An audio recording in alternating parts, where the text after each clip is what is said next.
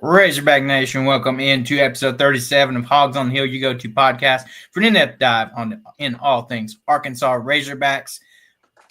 Episode 37 is brought to you by Home Field, where you can step into the legacy of collegiate sports with your apparel from your favorite team. You can use promo code Variety Sports in all caps to get 15% off that first order. And no better way to start this show than Coach Cal throwing the horns down after Arkansas gets a big win in Austin in the Moody Center last night over Texas. Back-to-back wins, road wins for Coach Cal and these Arkansas Razorbacks basketball team. You got to love what they've got going on right now. You know, the big worry was going into that game last night. Was you have an emotional letdown? You know, let the high from Kentucky get to you, and then you kind of have a dud that next game. But Arkansas came ready to play with some questionable officiating down the road. But Arkansas came ready to play, you know, got up to a big 23-point lead at one point. And this offense looks like it's clicking on all cylinders right now. You know, what do you guys think last night? Quick overview of the game before we dive into some specifics. But I mean, great win, you know, another quad one win, and that gets us in the according to Joe Lenardi, the first four out. Yeah, man. So this isn't just a team that we caught at a bad time either. This is a good Texas team. I think they've won the last 3 of the 4, if I'm not mistaken. I didn't check before I said that, but I'm pretty sure that's what it is. They've got one of the best freshmen in the country shooting, and they pretty much locked him down last night. You know, he still had a decent stat line, but for Trey Johnson, that is locking him down. Only had he put up a 25. He put up 25 points, but the thing is, he went 6 of 22 from the field. 10 of those points came at the free throw line. So, and again, officiating was a little fishy there. And there'll be a lot of people who talk about the discrepancy in the first half. The problem is that they were calling really, really ticky-tack fouls at the beginning of the half and the second half. And then that's what put Arkansas into the bonus with 16 minutes left. That's insane. And then at the end, there was like 3 fouls that were not fouls, not even close to fouls. They hadn't been fouls all game long, and they ended up calling it, and it helped them put 10 extra points or so on the board. That's the difference in the second half. I mean, Arkansas only outscored them, or they only outscored. Let me go and pull up that. They only outscored them by like 3 points in the second half, if that. 40. That's only giving me the first half. No, it's giving me the second half. Yeah, they outscored them 46-43. So by 3 points. That's insane to go 0 from 12 in the first like 4 minutes of the game and still only outscore to only do 3 points better than the other team. I mean, they scored like 43 points in the second half and then 46 for Texas. It was an offensive, like, I don't want to say, explosion, but I mean, it was pretty crazy. Now, Arkansas did very well at keeping them from getting anything in the field. They were only 12 of 16 in the second half. All of that came in 18 free throws. So Arkansas smoked them. Like, the score might not say it, but they smoked them last night. Well, the score would have said it if the officials didn't get in the way. Could have won 20 plus. But they tried to slow the game down and call ticky-tacky. There was one play at the end that we didn't even touch the guy, and they called a foul. But, yeah, you talked about shutting down one of the best players in the country. Think about Trayvon Mark, who used to play here. 0 points last night. He was averaging 10 a game. He hit the game winner for them against A&M. So, I mean, we really shut them down completely. They didn't really do anything at all. And Nelly came up big for us. I mentioned before in the previous shows that it was really on him for this team to go anywhere. And he's starting to play like he should. And 2 road wins against teams I cannot stand is phenomenal. No better way to turn your season around than beating your rivals on the road.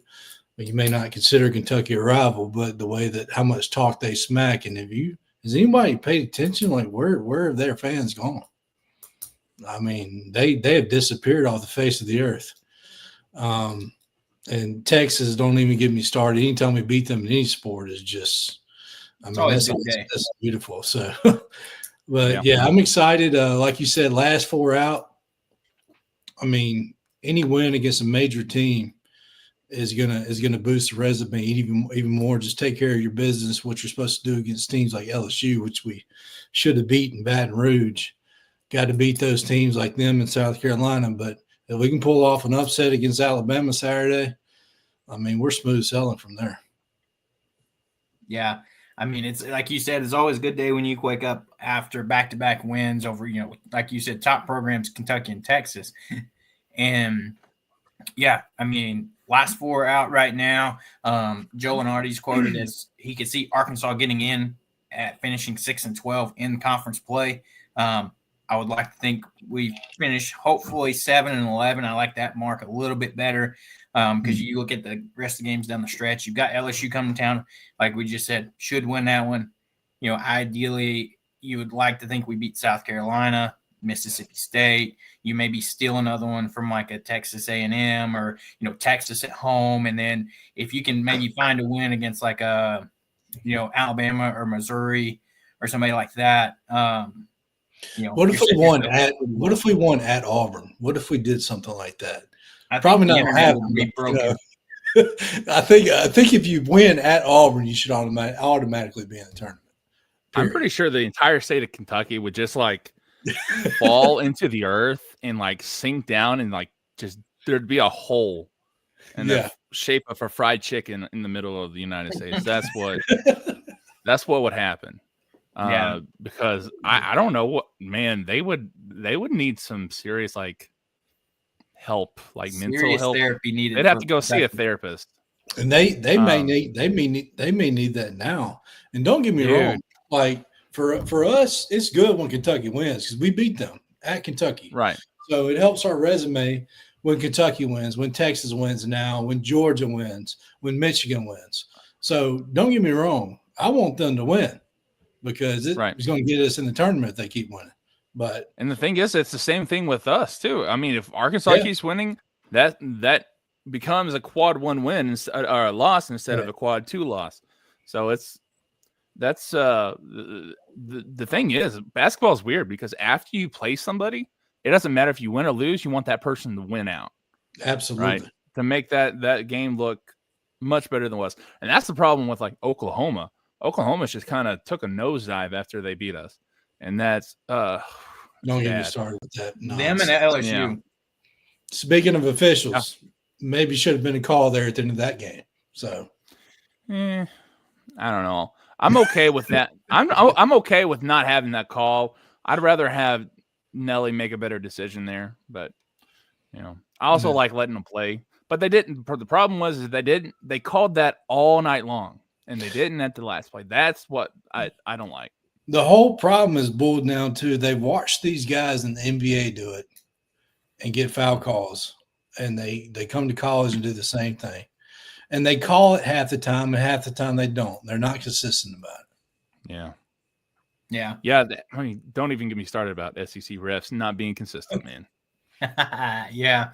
Before we dive into some stats, let's take a look at, our chat over here, our good buddy Transplant Texan jumping in here as always.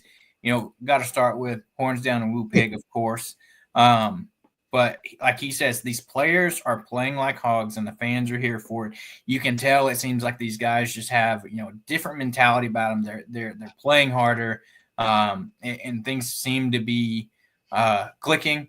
Transplant texted, officials are discouraged from fouling out a star on the team with a ticky-tack foul, and that's what they did to Thero.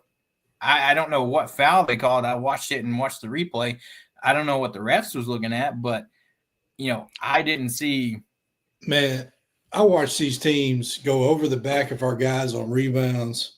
I watch these teams slap our players, and they don't get foul calls. But the moment we do that to them, it's a foul.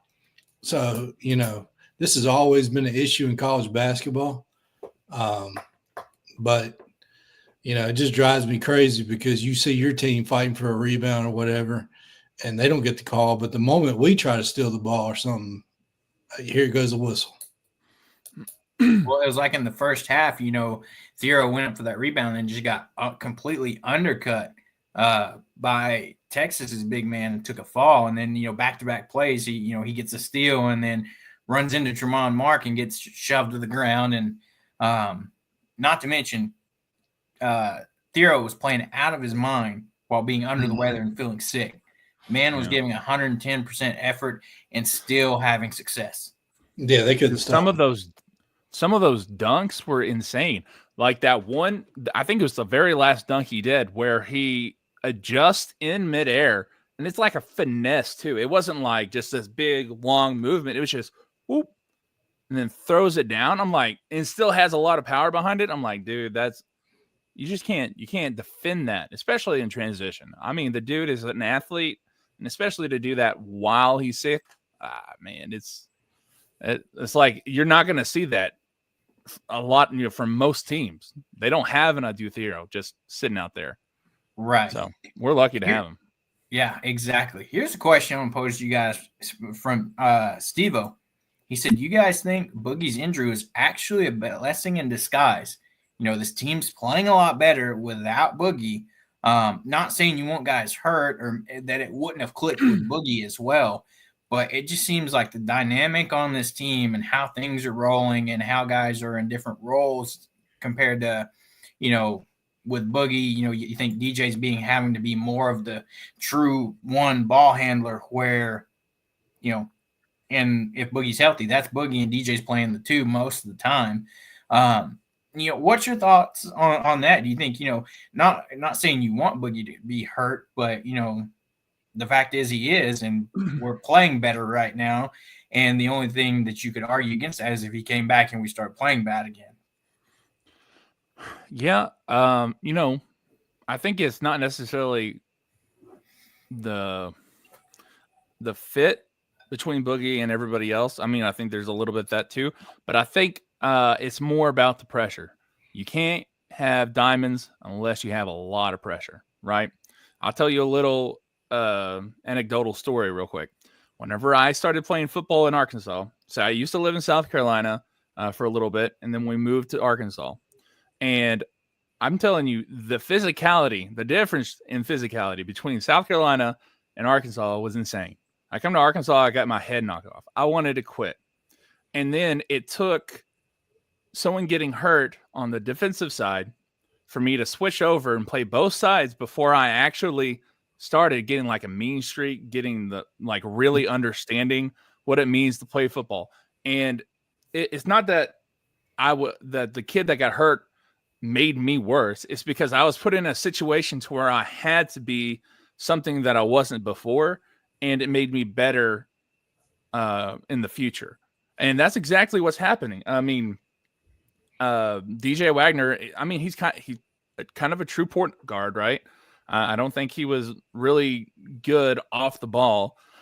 And he's just dishing it out. And the thing is, that has made it easier for him to score on top of it, because he's not having to make those cuts. He's being able to deliver the ball first and then get it back later, or just score off, from the backcourt. And it's a different role, and it's putting them in different situations and making them play a lot of minutes, right? They're playing like 38 minutes, right? Hang on.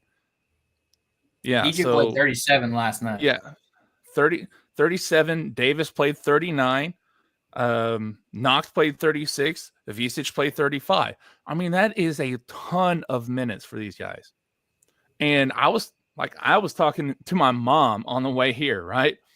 We were just talking about basketball, and I'm like, you know what? I think these guys playing this amount of minutes every single game in the long run is going to be good for them, because I was watching them last night towards the end of the game. Yeah, they were tired, but they didn't look gassed. You know who looked gassed? Texas did. And they played like, what, 9, 10 people? Yeah. 1, 2, 3, 4, 5. Yeah, 10 people. And they were looking gassed. They weren't, being they didn't have attention when they were throwing the ball, and they weren't really going to the passes. They were waiting on passes, and Arkansas was hitting those passing lanes, and they did it all game long. It didn't matter. They're just more.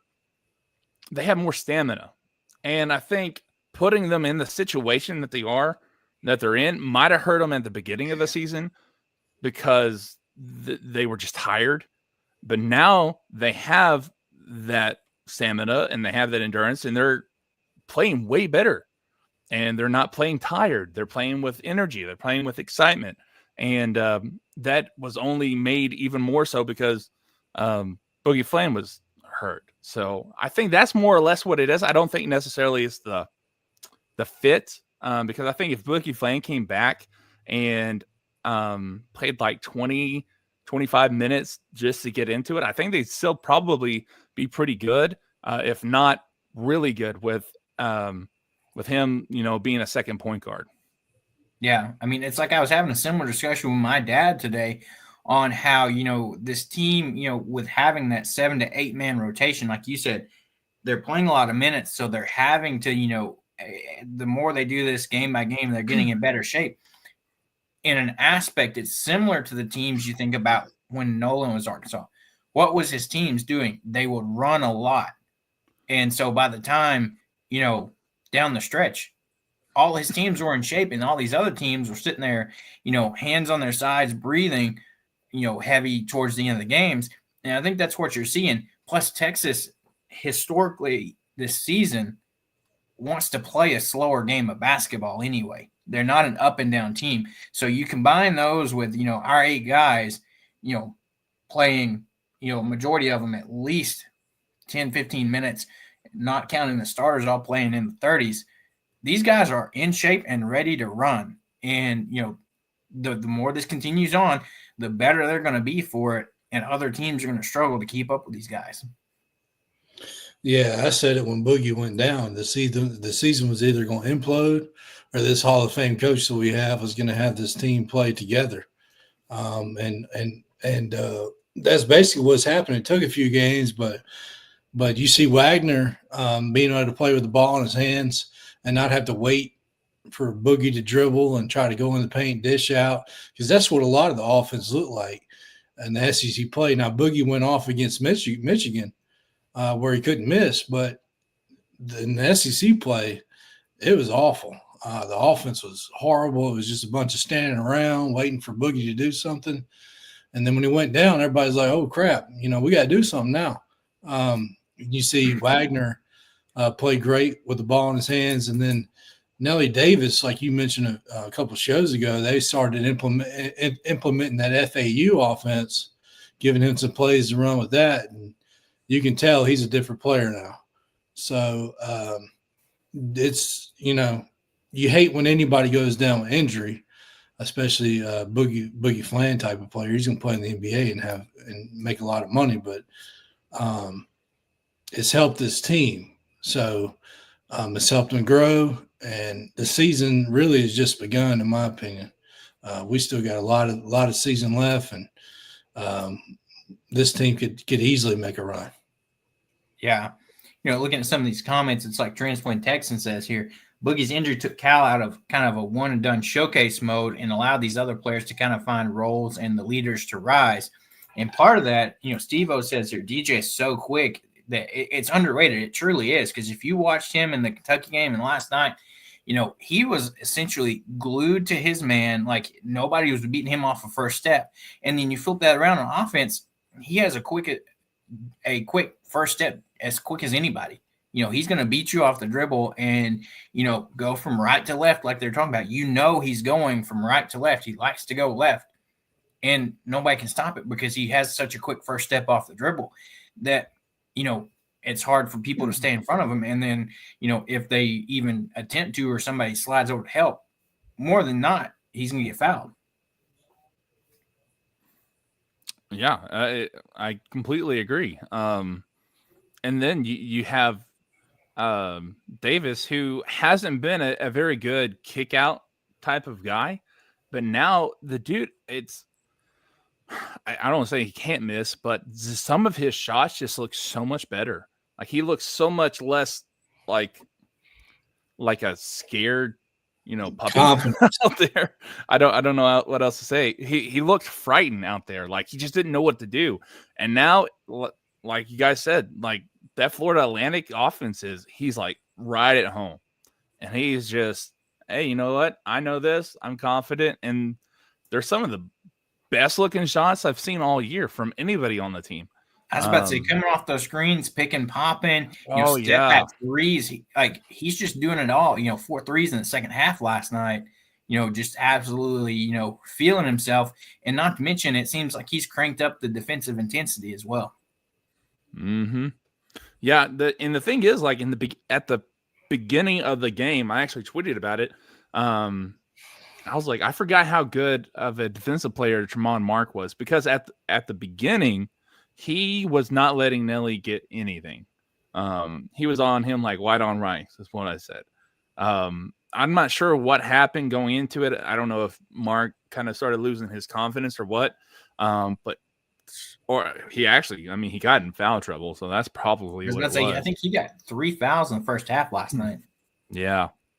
So that's probably what it was, and he just kind of backed off a little bit. But man, as soon as he did, Davis just started going off. I was about to say, I don't think. Yeah, how much? Because I don't think he even scored for like the first 10 minutes. He had 8 points in the first half, but a lot of that came later in the first half. So that's, incredible. 24 points. Mm-hmm. That's what you thought whenever we got Janelle Davis. That's what we thought we were going to get, and it sucks that it came so late in the season, but I'm glad it's here. It's better late than never, right? Yeah, as Steve-O says, this is the Nelly Davis that we paid for. Yeah, yeah, yep, yeah. And the thing is, you can pay for the most expensive equipment, but if you don't got the right gas to run it, then it's not going to run, right? So that's basically basketball is a very chemistry type sport. You got, it's not like baseball where you have people bat behind each other. You're going to get your at bat no matter who's on base or whatever. Basketball, man, you got to have the whole 5 running together. It's a chemistry type sport. Somebody's got to set the screen properly to get you open. It's all togetherness. So this team is playing a lot together now. You mentioned the minutes they're playing. The reason they're playing those kind of minutes because they're gelling well together on the court. So this is going to be scary for the rest of the league. And Alabama's not got to give me win anymore. 2 weeks ago, I would have said, yeah, give me win. But I think it's Fayetteville. Hopefully, Bud Walton is rocking like I'm used to it rocking. Yeah. It hasn't been that way at all this year.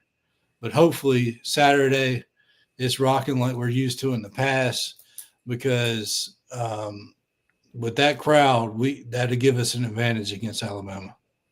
That's what I'm hoping for. I'm going to the game with my boss that is an Alabama fan, so I'm hoping it is a nice and loud environment, and hopefully Arkansas can continue to improve and just kind of continue to bring this physicality and this type of style they've been playing to this game. Jumping over here before we get past it too much, I'm just saying, since Austin, that story about physicality of football in Arkansas rings true. Understands that their transplant Texan says this offense has movement and is very dynamic. Yes. You gotta, it's so much better. There's not very much stagnant in stagnicity anyway for this offense. You don't see guys just going down the floor and standing, kind of moving and things like that. But it's like I'm just saying, says Cal switched the Florida Atlantic offense and now it's paying off. Agreed 100%. Joe says here 5-4, 9-9, get them in the dance. So we were kind of hinting at this earlier, and me and Hobbs were talking about this before we jumped on here. So I think you're looking at it. Joe Lenardi said 6-12 gets Arkansas in. I think you go in this last stretch. If you can go, you're sitting at you're 3-6 now, and you've got 9 games left. I think you go 7-11 is a nice mark for me. 6-12, I could see it being a stretch, but I like the idea of it, at least 7-11. Not saying we couldn't go more, but I think if you can get to that point, I think you're in an even possibly 6-12 or 7-11 if you go down a stretch and get some more wins down. You're looking at these last 9 games. I think it more or less depends on who they win against and who they lose to. Because you win against Alabama and Auburn, and then you lose to who they got left, like an A&M, South Carolina, Mississippi State. But if you win like South Carolina, LSU, Texas, you still got Vandy State, right? And then you win an Auburn or an Alabama or both, then you're in, right? That's 6 wins. I feel like you win those 2 games plus some more, you're in. You can even lose Missouri or the only ones that I don't think you can lose to are South Carolina and LSU. I think both of those you're going to have to win. Unless you win everything else, you're going to have to win both of those games. Yeah, you got to win the games you're supposed to. We've already lost a couple of games we were supposed to win, which is not going to be good for us. But we've won some games here, 2 back-to-back games we weren't supposed to win. Road games. If we can pull some road wins matter more than home wins. But win the games you're not supposed to, upset somebody, whether it's Saturday against Alabama. I'd say Auburn, but they look unbeatable.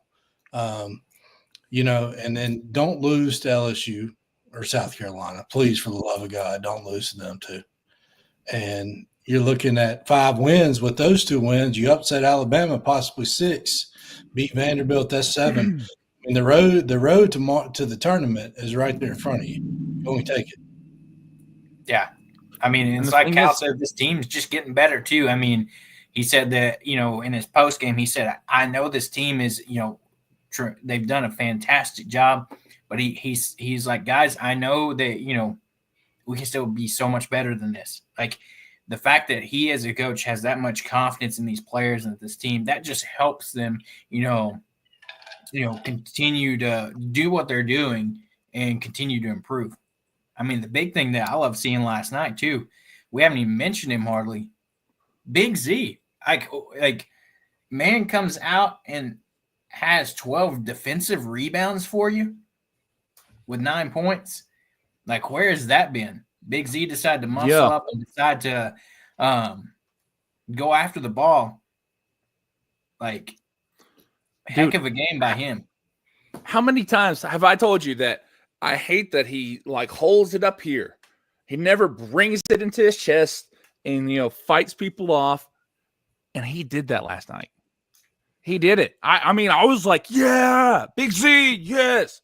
He's pulling it to his chest. I know it's a long way to go from up here to right here for him, but that he needs to do that. And he did it. I was like, wow. And then you look at his rebounds, 12. He almost had his first double-double in SEC. If he'd have made his 1 free throw, he'd have had a double-double. Like, yeah, we need that. We need that. You do that, plus you have your 3-point shots from him. That's as good as you can get from that type of big, a stretch big, right? Oh yeah, rebounding and hit your threes whenever you shoot them. Yeah, he's still young. He's still a freshman in my eyes. I mean, he barely got a chance to play his freshman year. He was literally the best shooter on the team in non-conference play. And, you know, like he's allowed to make mistakes now. You know, he went a stretch of SEC play where he didn't really play at all. And, you know, Jonas Adu is a no-show. So, like, I don't even know where he's at. I mean, he doesn't seem like he's a shell of himself. So, there's no other choice but to play Big Z now.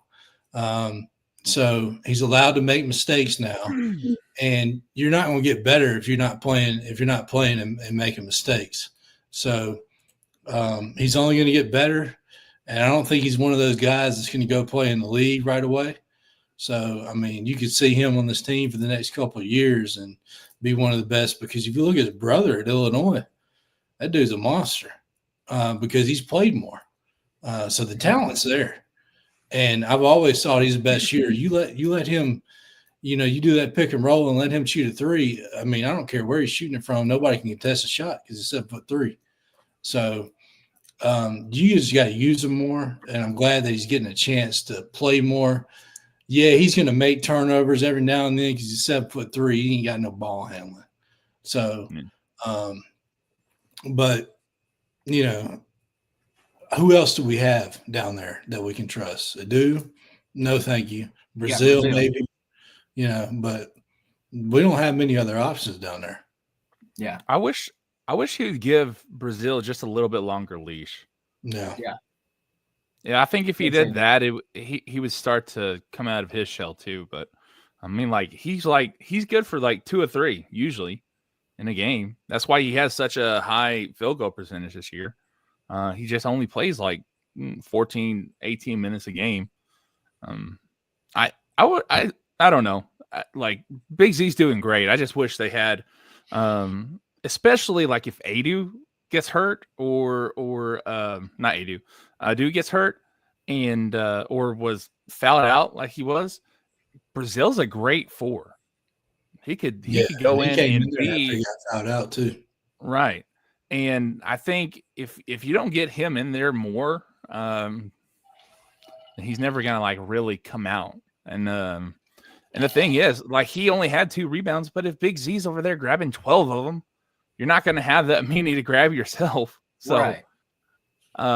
It's not like he had a bad most rebounds anybody's had this year, I would think. I mean, I'm pretty sure it's got to be. It's at the top for sure. But, I mean, part of it, too, like to the point of Transplant Texan, Big Z, he's getting more aggressive and more that intensity on defense when he's having that success on the offensive side of the ball. That confidence he's gaining is translating. It's like, you know, you saw him against Kentucky hitting all those threes, hitting all those baskets. He comes in this game, you know, he goes 1 of 3 from deep, hits 4 of 10 from the field. Like, he, you know, had a couple of big flushes, you know, he's really feeling himself, and that's just translating, and it's going to have him continue the success. And like you guys, I think the more he continues to play, the better he's going to look. He's one of 3 guys that I envision back for next year under Coach Cal, along with, you know, even though his game's improved tremendously at this point, I still think you have Carter Knox come back next year and be a key player on this team next year, along with the 2 freshman guards you got. He's a perfect 3. And then, you know, Billy Richmond's going to be back. You know, you love his motor. You know, I love the fact that his spike block that he had last night, where that showed his athleticism to a T. Man was like flying at that point when he made that block. Yeah, no, it was exciting. And then you had all those Cal clips of him saying, "Billy, stop it." You know, that's like my new favorite meme right now, is that Billy stop it meme. Like, it's hilarious. Billy's got a great motor. I had some. Oh, I want to go back on Big Z one more second, because I had a point. You know, his pick and pop game is great, but imagine if he could get that pick and roll too. Like he would be an unstoppable big on offense. And I think he needs to go in the off season, go take up boxing or something, because he just get him aggressive, start punching some stuff, you know.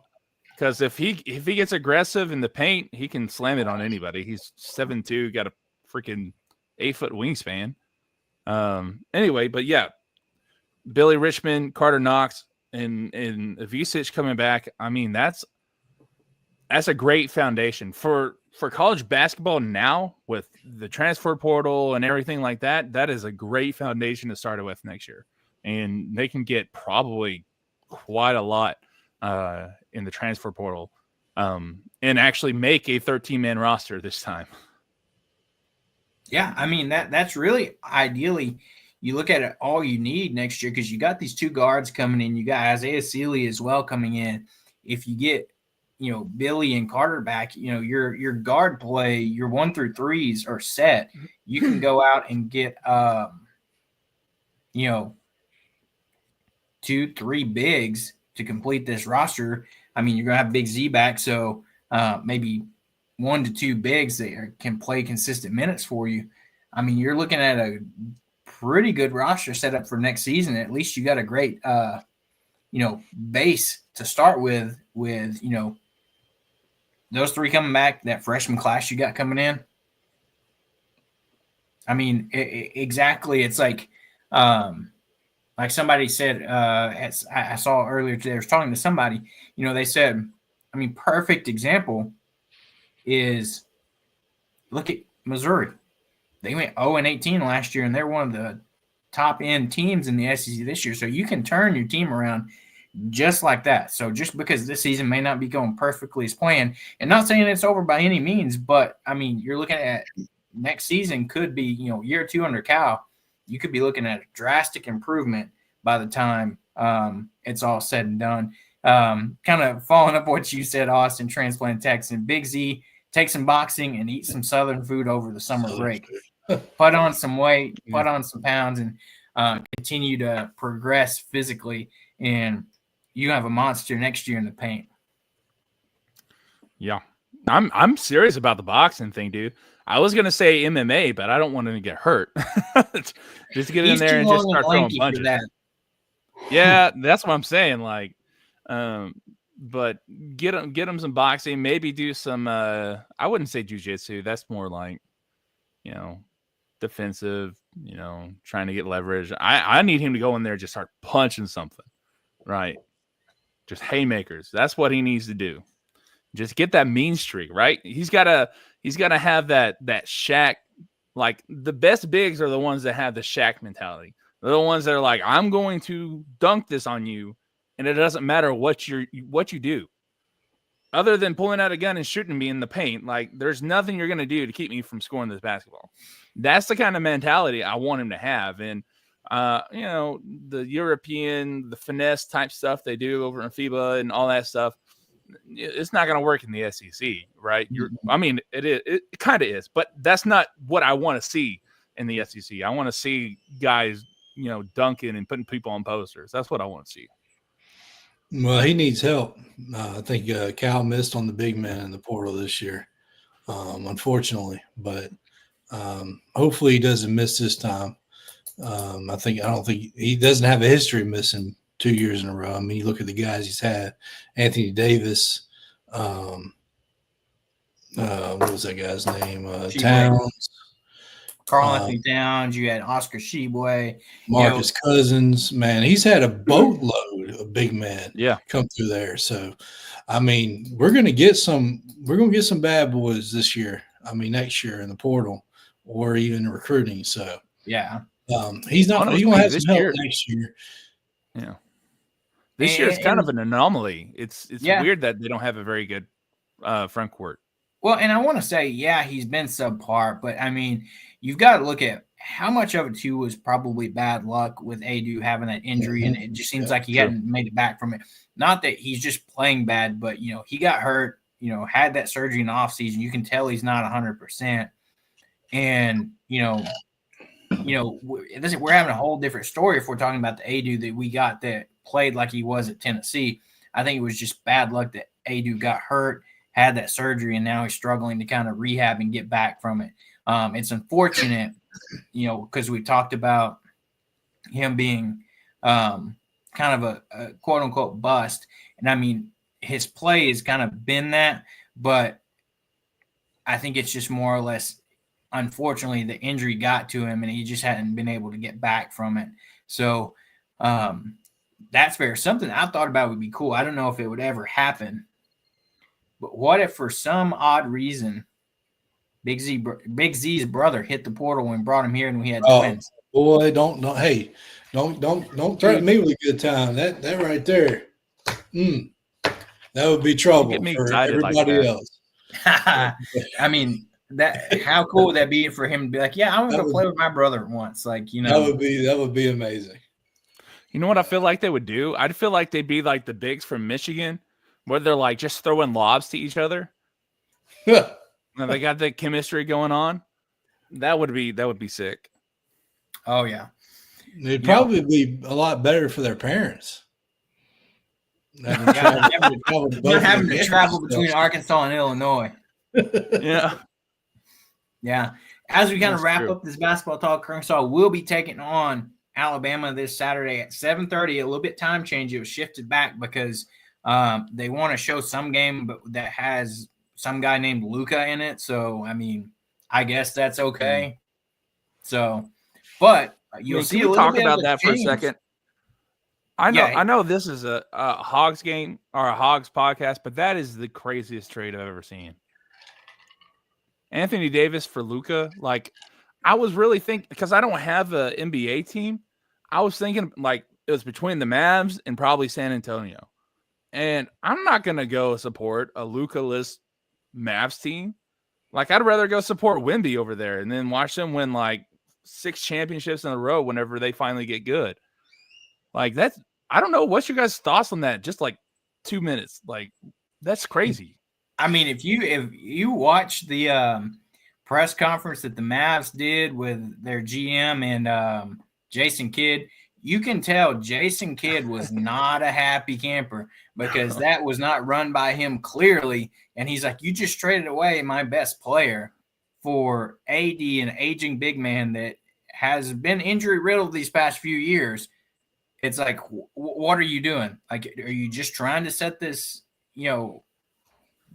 this team back years? Because that's what they did. And then you flip over to you look at LA, you got LeBron. Now you put Luka with him, and not to mention they also have a guy by the name of Dalton Connect as well that is playing pretty well. So it's they just don't have a front court now, though. They don't. Anthony Davis was their front court, and now they don't. They don't really have any great big men. So that's I don't know why. It just didn't it didn't make sense at all because you already have. I don't know how Luka and LeBron are going to play together. For one, like I think that's going to be weird. But I don't know. We'll see. Dumbest trade ever. Exactly. Yeah, it was a shock. You got it, Joe. When that came out, it was insane. Never seen anything like it in my life. Maybe won't ever see it again. But I'll play the devil's advocate here and tell you that I think Dallas may end up winning the Western Conference even without Luka. So don't be shocked if you see that happen. Man, I don't know. Put some money on it. I mean, who's got a better front court than they do? That's true. That's true. They have a. And then you got Kyrie Irving in the playoffs. I mean, don't count them out. Yeah, I mean, yeah, you're probably right. I mean, I still don't think I don't think it's the longevity. Yeah, I mean, they're better suited to LA, win yeah, now but not, than the Lakers are. Yeah. But I mean, definitely the Lakers in the future. I mean, obviously, but. Still, they might have a good defense. But... And then you look over the Spurs; they got some help too. They made a trade and brought over De'Aaron Fox to pair with Wemby. That's big time. Another Kentucky John Calipari product, Yeah. And then today, I'm telling you, Wemby looks. I don't know if you guys watched a whole lot of Wemby, but he looks like me playing my toddlers on their Fisher Price goal. That's what it looks like when you watch a Spurs game. Oh man, it's insane! It don't make no sense how athletic he is at taller. Yeah, it's crazy. Well, and then you had the news of Jimmy Butler finally on the move to the Golden State Warriors to play with Steph. Yeah, that'll be fun to watch. They're both old now though, so it's kind of the old guys team over in San Francisco. Right. Yeah. Ryan, glad to have you in. Glad to catch you guys. Almost missed it. No problem. We're still here, and we still got a decent chunk of show left. Before we move on real quick, you'll see a change tomorrow, hopefully or not tomorrow, Saturday for the basketball game. It's going to be exciting. Hopefully the hype of this game, these guys winning back-to-back road games coming home. Hopefully it's like we said, we see that old Bud Walton kind of come back. But also, if you haven't seen it, go look it up. The Razorback Gymnastics hype man will be the MC for tomorrow's basketball game or Saturday's basketball game, along with the matchup against Florida tomorrow. So, we're changing up the atmosphere. Hopefully fans show up. We have the energy. The Bud environment could be the sixth man that could get the Hawgs to victory over Alabama.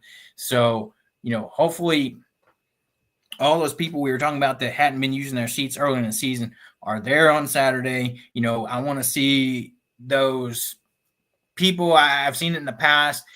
People have signs that say old people make noise. There's this old guy that brings a sign and says young people make noise. And I hope it's just back to the, Bud Walton that we've seen, in the past and can be a big factor. Get it back to that, level when, Cal got ejected and the players were having to cover their ears. It was so loud. Let's have that type of environment. So that Arkansas can, get a win over Alabama, because we haven't beaten them since I think 2020. We've lost a lot of games. Something that very frustrating for us was he can never seem to get over that hump and beat Nate Oates in Alabama. And hopefully Cal has this team ready to go and Bud's rocking, and it's a good game on Saturday. Yeah, that's going to be a big factor. And the thing is, I feel like this team plays better with energy like that, because it was pretty rocking in Madison Square Garden. It was rocking in Rupp the other day. It wasn't like that at Moody. I was actually a little underwhelmed.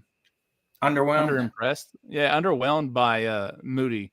I thought it'd be much more lively than that, especially with Arkansas and Texas playing, But I guess Texas, they still don't really consider Arkansas that big of a rival. Most of the older people probably. So that's probably has to do with it a little bit. Plus they got their butts kicked. So yeah, hopefully Bud's rocking though. Oh yeah, I can't wait to see it. If you are going, get there, be loud. Let's hope these guys have a big game. If you're not going and you need to get somebody in your seat, let us know. We'll get your tickets to somebody. It is going to be a good game, and probably could be one of the better ones this season in Bud Walton. And you don't want to miss it, especially if Arkansas finds a way to get this win and upsets number 2 Alabama Crimson Tide on Saturday. So we haven't had that signature win at Bud Walton this year. Haven't had it. Come close. Well, Georgia, but I mean, Georgia's not Alabama in basketball. Yeah. So, if you want to be superstitious, when we beat Alabama or Auburn when they were number 1 a couple years ago, that happened on February 8th. You know what Saturday is? February 8th. Look out now. Another team from the state of Alabama. So who knows? Even if you're not superstitious, you can be I'm a little stitious. There we go. There all we you go. Office fans out there. So we'll jump over. Big gym meet for Arkansas and the gymnastics team tomorrow night as the number 2 Florida's coming to town. Like we talked about, back tough meets for this team. You have number 3 LSU coming to town 3 or 2 weeks ago. Then last weekend you have you go on the road to number 1 Oklahoma, and then this week you have number 2 Florida coming to town. Glad to see you in here, Big Pen.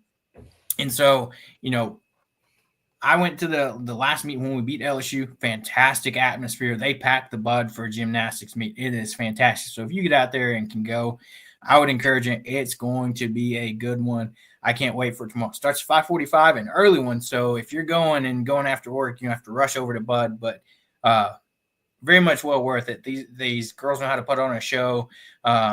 the atmosphere is just crazy for a gymnastics meet. Fantastic stuff there. Quickly, we'll dive into it. Baseball gets the season kicked off next Friday. Arkansas softball kicked off their season tonight and got that started with a 3-1 win over Texas State down in San Marcos, Texas. And this game was led by 3 solo shots.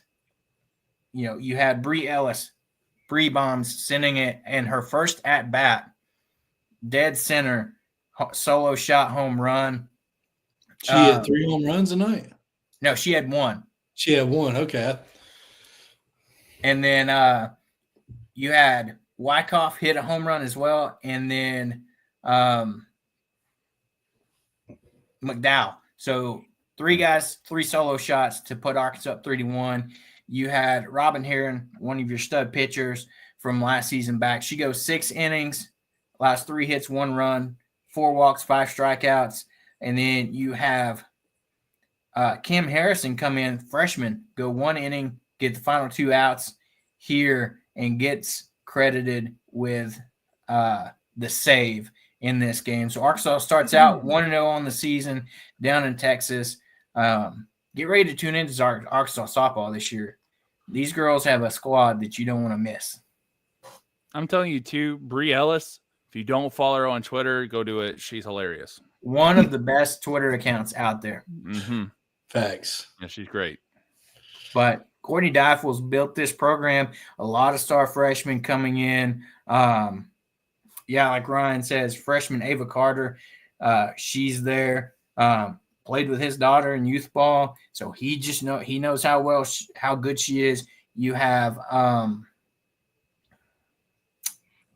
like we mentioned, Cam Harrison, and then McDowell starting at third base, and this is gonna be a fun team to watch. They got it started with a win tonight. They'll be back in action throughout this week as they're in a tournament down in Texas. So. Few more games, and then Pigpen agrees. Softball is actually fun to watch when you take the time. If you just don't watch the game, these girls know how to have fun. It seems like the dugouts are much more lively than baseball. It's just fun to watch. The intensity is really there. I've seen so many games where they are battling back and forth, extra innings. I remember watching it a couple years ago when Arkansas played or had a game against Alabama when they had that stud pitcher. I'm blanking on the name, but it was her versus our ace. And it was, inning after inning, just back and forth, 3 up, 3 down, 3 up, 3 down, and, several extra innings. And, man, it was softball is fun to watch if you, like Pigpen says, if you take the time to sit down and watch it. Yeah, I might get Hobbs with this one, but I actually like watching softball more than I like watching baseball. No, I'm not going to take it that far, but the thing is, for me, I'm also like attention span's like this big, and softball is a quicker pace game, right? There's, you don't have a big field, you don't have as far to go from first to, from home to first, third to home. There's not as much distance between the home plate and the pitcher's mound or circle, whatever they call it. It's just like things happen a little bit quicker, even though they might be a little bit slower. And plus there's not as many innings, and it just seems like it's a little bit more excitement in the play that goes on. Baseball, you got crazy throws from like left field to home plate. You got all kinds of stuff like that. But I don't know. It's one of my things. I like softball. Don't get me wrong. I love watching Hawgs baseball. But it's taken me a while to get into baseball the way that I am now. And that's pretty much from writing. I have to actually cover it, and then I understand the nuances behind it. And it's an amazing game. It's just, I got that attention span that's like this big. So the softball helps me out a little bit. Oh, and you also have 3 kids as well, so that helps. Yeah, and my daughter, one time, she got mad because I had to watch a baseball game, but I put on the softball game right before it, And as soon as I turned it on, she just looked at me and she's like, girls play this too? And I'm like, yeah, so it, helps with that and getting her involved. And like one of her favorite things to do now, whenever I watch anything with the Hogs, is call the Hogs. So I'm raising her right. That's good to hear. Transplant Texas says, great commentary on men's basketball. Thank you, Transplant Texas, and we appreciate it. We try our best over here. Ryan says 100% softball is faster paced game. Like Austin said, it is less innings. It seems to go up and down pretty quick. But Austin mentioned the fantastic throws from left field in baseball. And that's perfect because we're going to be talking about the Arkansas outfield tonight while we break down that Arkansas outfield as we're getting ready for opening weekend is next weekend. Tomorrow will be 7 days until you only have to wait 7 days until Arkansas baseball. Joe, yes, softball won tonight, 3-1 with 3 solo shots for this Arkansas softball team. But man, we talked about the pitching staff that's is very deep, has a lot of talent. We talked about the infield, the competition at first base. Tell us what we're looking at with this Arkansas outfield this year. So this is the position group that is drastically improved from last year. Last year's outfield was very chaotic. We had to move Peyton Holt to center field because you didn't have any bats. Wilmsmeyer didn't really start hitting until later in the season and didn't really be the hitter that he was the previous year in Missouri. You had Peyton Holt center field. You had Diggs in right field playing most of the year hurt. And left field was just a rotation between Jason Jones and, at this point, I can't even remember who it was because they were just non-existent last year. This year, that's not the case. As a matter of fact, we've got plenty at each, they all can play around the outfield. Like you talk about one of the guys that is a pure hitter coming from TCU, Logan Maxwell. He hasn't really done a whole lot in the scrimmages we've had in the past couple weekends, but in the fall, he was hitting the snot out of the ball, and that's what he's done pretty much his whole career. He's been a 300-plus hitter. He hit 335 at TCU last year. Dave Van Horn said he put 10 to 15 pounds of muscle on in the offseason, which means he's going to be able to hit the ball with more power. He's always been able to run the base as well. He's a kind of a corner outfield. You can see him playing left or right. You may even see him play at DH. He's a lefty, and he can hit the ball very well. Another guy you may see in left, even in right field, Rocco Pepe, a guy that brings a lot of energy. Fresno State, Long Beach State, hits a lot of home runs, got a lot of power. We've seen it, the Popeye arms. And he's got speed too, man. He hits the ball in the gap. He can end up on third base. And he can steal a bag in a heartbeat. And he may even be playing at first base. We don't even know yet. That's the question. And then you've got in center field, you got a guy like Charles Davalon, who comes from Florida Gulf Coast. He's got a lot of personality. I can't remember who he hit the home run off of in the fall. Maybe I think it was Zach Rube, but he hit the ball and he kind of leaned and watched it for a minute. He's the kind of guy that you may see pimp a home run or two when he hits them this year. And he can. He hit 10 home runs last year. Got speed as well. Got a great glove. He kind of got hurt a few weeks ago, but it doesn't seem serious because he was back in the outfield last weekend. Justin Thomas may be the most athletic outfielder we have. Could be in center, could be in left, could be in right. He can pretty much play anywhere out there. The 8th best JUCO impact transfer. And he's a guy that, he's going to strike out a ton probably, but he's going to have them games where he gets on base a couple of times and ends up with 5 or 6 stolen bases because anytime he gets on base, look at him still in second and third almost anytime. And And that's the reason why I think he's going to be in the lineup a lot. If he's going to be in center, is he going to be in left? Is he going to be in right? Who knows? But you'll see him in the lineup a lot. Brenton Clark, freshman that led fall ball and batting average. He hit over 350 in the fall. Hasn't really done a whole lot in the scrimmages in the past few weekends, but he's a guy that's probably going to see a lot in the midweek. I don't really see him being a weekend guy this year, but probably see him get a lot of at-bats in the midweek for the future, so he can make some noise. And then in right field, yours truly, Kendall Diggs, maybe.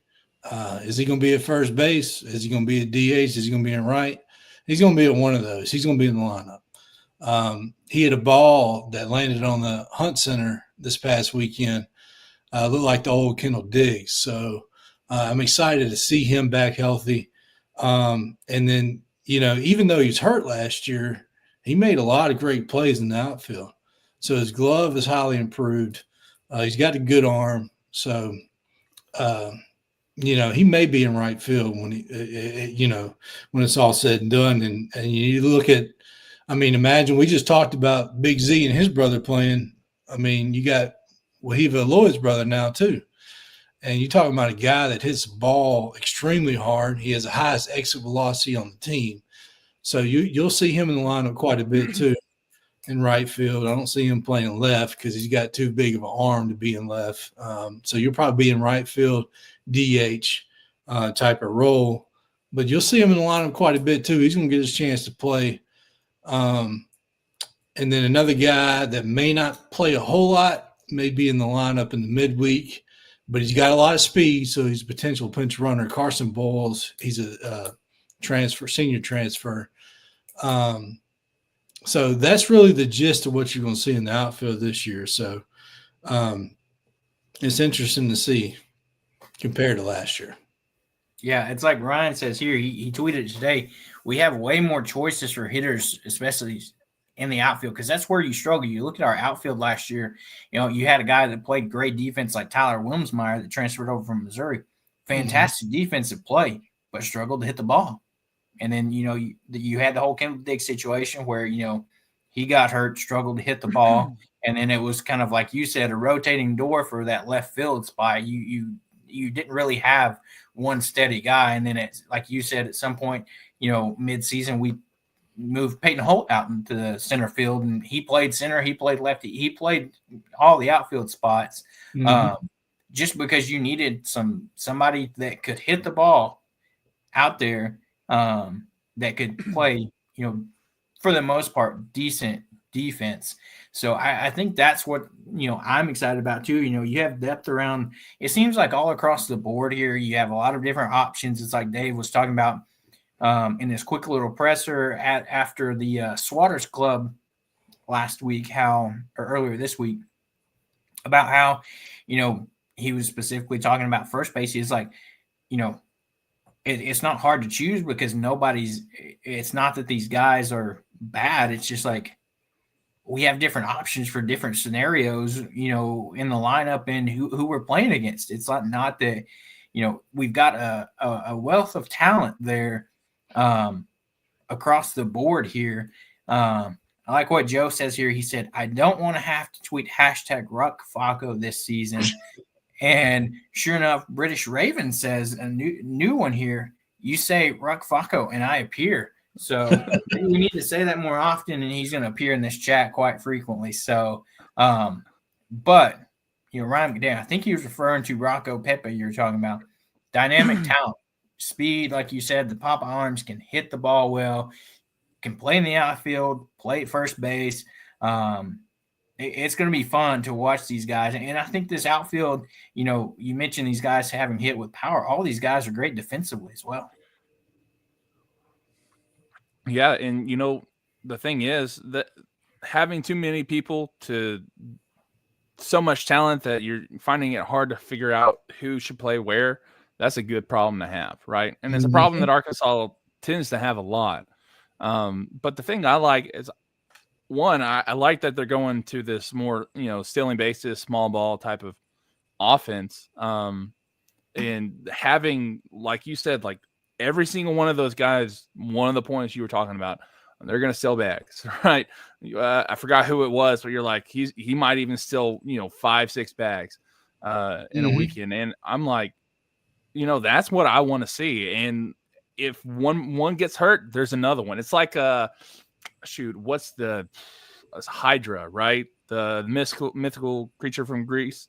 You cut off one head, 3 more appear. You cut off another one, 3 more appear. That's what it feels like when you're talking about this Arkansas baseball team, and it's good to see, especially after the problems we had last year. Yeah, hopefully none of them do get hurt because I want to see them all. And that's what I think Dave has really tried to do is protect from injuries. And if somebody's cold, to be able to substitute people in and to have a pinch hitter or two. Because he's ran into one thing that he's ran into in the postseason has been a pitcher that keeps his offense off balance. So to have righties and lefties that he can plug in there to hopefully, kind of predict that. But because when you play a pitcher and he's on in the postseason, it's hard to touch him. So that's another thing of having this speed is trying to kind of create offense, which they couldn't do last year. Now you got guys that can get on and steal a bag or two, run a guy over, hit a ball to the outfield, and you got to run in. So, and speaking of injuries, Kendall Diggs, he did mention he's got a little bit of hamstring problem. He doesn't think it's too serious. He hasn't been running the bases in the scrimmages, but he did play in right field a couple of games this past weekend. So I think it's getting better. The shoulder is 100%. It's not an issue. The surgery went well, and he's back swinging the bat like he used to. So the shoulder should not be an issue. It's the hamstring that hopefully doesn't linger to start the season. And then he also talked about Hunter Dietz is not going to pitch opening weekend. He's got still lingering from his old injury from last year, and he doesn't think that it's an actual injury problem. It's more of a mental issue because if you think about it, if you were to break a bone or have an injury, you would be hesitant to use that arm or leg like you used to, and that's what Hunter Dietz is running into now. So hopefully he can overcome that, get a little bit more confident. He said Matt Hobbs has been working with him because this is one of the most talented pitchers coming out of high school that we've had in a long time. So hopefully we get the Hunter Dietz that we are hoping we get this year. Yeah, he was a guy that you only saw in 2 outings last year, and those 2 outings were very minimal, like you said, before he kind of sustained that injury and was kind of shut down for the rest of the season. So, but like Ryan says here, we talked about it, a few weeks ago, but it feels like our pitching staff might overall be better than last season if, all caps, if Zach Root and Landon Battle Cheese can play well and their returners continue to develop. You think get guys like Ben Bybee, Dylan Carter, Will McIntyre back, some of those guys, Christian Fauch, these returners that you're expecting to, have some decent, innings out of. Baseball is always that fun game of ifs, but, I think Zach Root for sure can, he come from East Carolina, a team that, is one of few teams in the past 7 years that have had those 40-win seasons, and then landing out of Ohio State, playing that Big Ten ball. It's definitely a change to some SEC ball, but I think it'll be big if he can come over and show that he can handle that uptick in a challenge. So. Yeah, definitely. Like you don't have that dude like Hagen Smith last year, but overall, top to bottom, just deep. And from what Hobbs has been telling us, I feel like this is going to be a way more consistent bullpen than what we've had. Well, probably the last couple of years. Ever. He said ever. Not in the recent past, ever. The best ever. I mean, dude, Yeah. All right. So look at opening weekend. You're going to have Gackle, Roots, Vital Cheese, and Wood. So those are going to start the 4. Dave has already said it. So you can already lock that in. Whether whether it be Saturday, Sunday, and Monday, I'm not really sure, but I'm pretty sure it's going to be Gackle, Root, Vital Cheese, and Wood in that order. You can go ahead and lock that in. Dave already talked about that at the Swatters Club. And then he mentioned that one of the guys is going to come out of the pen the following weekend because we go back to regular 3-game schedule on weekends, and we got the tournament down in Texas, which I'll mention as well. Y'all talked about this when I was absent last Sunday. Flow Sports. Screw that So thing. nobody likes Flow Sports. Nobody that you talk to around college baseball likes Flow Sports. So, but unfortunately, those tournaments down in Texas are legally bonded to them. So there's no way possible for us to even get it anywhere else. It's only on Flow Sports. They're actually doing a tournament next weekend for opening. I think Ole Miss is one of the teams in it. And then Arkansas is in the following weekend tournament. But yeah, that's the only thing. And I'm pretty sure it's $30 to get it. And you get it for a month. I'm signing up for it tomorrow. And I'm going to watch as many games as I can on it. I'll obviously watch all 3 of ours next weekend. But yeah, that's the only way to watch it, unfortunately. Then the rest of the season you'll be able to watch on SEC Network Plus and so on and so forth. But yeah, Flow Sports, unfortunately, that's the bad part of playing in Texas. I love playing in Texas. That stadium's awesome. But the downfall is you got to watch it on Flow Sport. And I can go and tell you, they announced next year's schedule. That's the opening weekend next year is in Texas. So once again, you'll have to get Flow Sports around this time next year. So, yeah, that's the only fortunate about playing in Texas. Yeah. And like we kind of hinted at, there's ways to watch it. We're not condoning it, but there's ways around it. And to answer your question, Ryan, they do actually do the radio though. Yes, that is free. You can listen to Bubba and Phil on the radio. So it's not as great as watching it, but it's a way. But it's better than watching the Flow Sports commentators. And yours truly will have updates as well. I took off for it, so I'll be posting updates, but it's not. I won't be doing a radio broadcast, but you can listen to that for sure. Ryan says alternative. You do watch it in person. That's true too. That's something I've always wanted to do as well. I'll make it out there one day.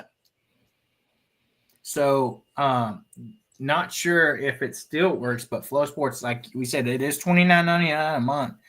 But if you go to, and this is a conference that Flow Sports is like partnered with, the CCAA, says fans can sign up using the CCAA landing page to receive discounts, whatever that means. And then it also says the new MAC, whatever the new MAC is, fans can sign up through the new MAC's landing page to receive a discounted rate. Or if you're a student that has an email, you can receive a $5 per month discount. So a couple of options there if you do want to go the route of getting Flow Sports. So I don't think it's one of those things where you can buy it and then share it either. So I don't think you can do that either. I think it blocks you from doing that. It's a Division III conference. Wow. New England Women's and Men's Athletic Conference. Wow. And then you have the CCAA, which is the California Collegiate Athletic Association. And it has teams that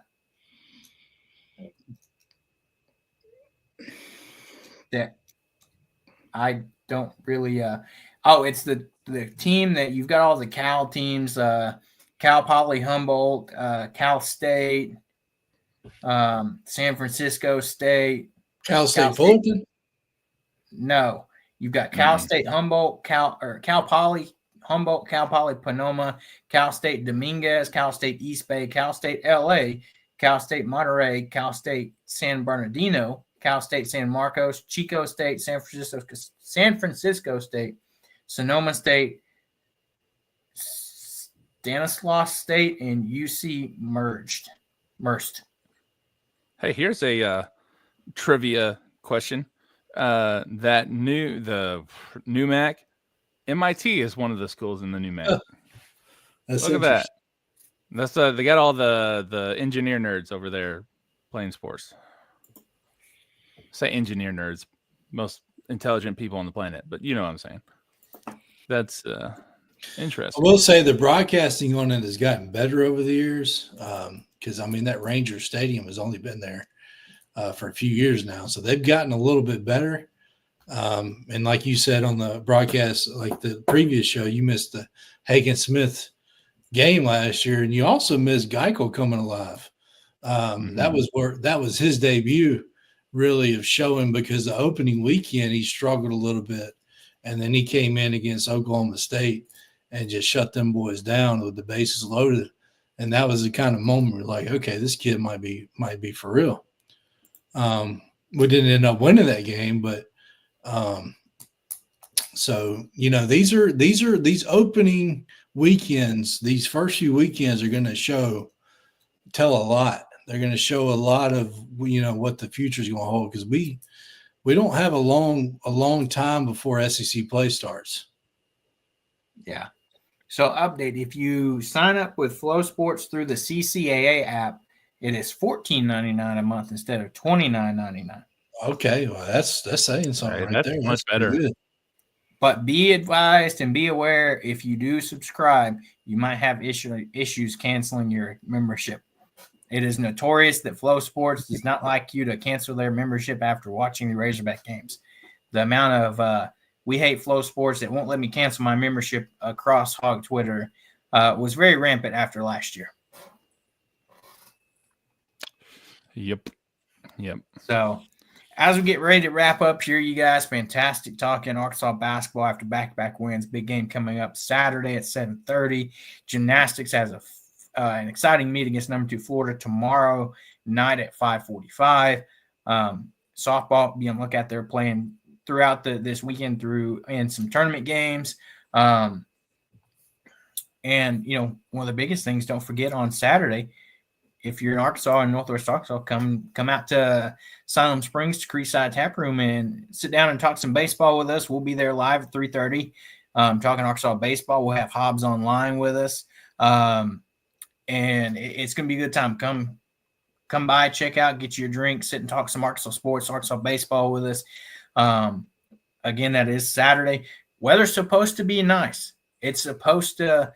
Last I checked, be around nice 70 degrees. So should be perfect weather for sitting outside, having a nice drink and talk some Arkansas sports. We'll go from probably 3:30 to give or take, 5 o'clock, 5:30, depending on how many people are there. And then, we got the basketball game coming up at 7:30 on Saturday. So if you can, get out there, come support us, come check out the area. It's cool. It'll be a good time. We'd love to see you there. Stop by, say hi. And it'll be a good time. Anything to add else there, Austin? Yeah, just so complete transparency, the guy who owns Creekside is my old band director from high school.